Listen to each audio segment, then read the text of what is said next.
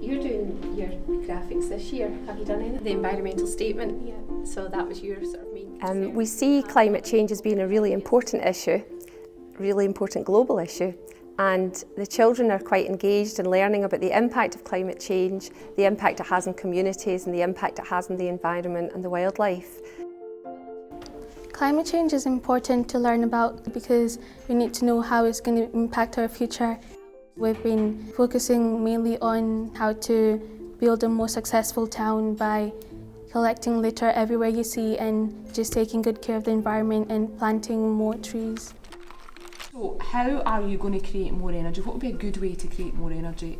As a group, we've been working on a project that will help make a more sustainable 2050, and we came up with a watch that it takes your movement energy and changes it into electrical energy, and you can then send that energy to the national grid and get money off your electricity bills. Well, we've just done an experiment to show how much power is used to turn wind turbines, and it was a force of steam that we used, and it turned it for quite a while. I was surprised at actually how much CO2 is actually released into the atmosphere, and it's encouraging me to maybe not use so much electricity and stuff.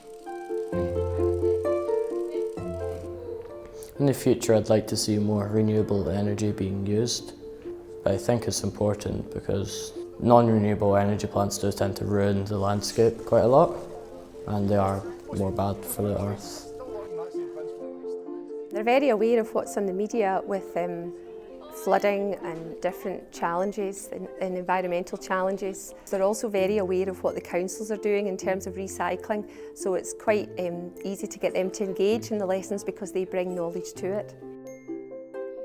I think that a couple of us are definitely thinking about what will happen if the globe gets warmer, and there we're trying to maybe walk more, stop leaving the lights on and stop using so much energy that doesn't really need to be used.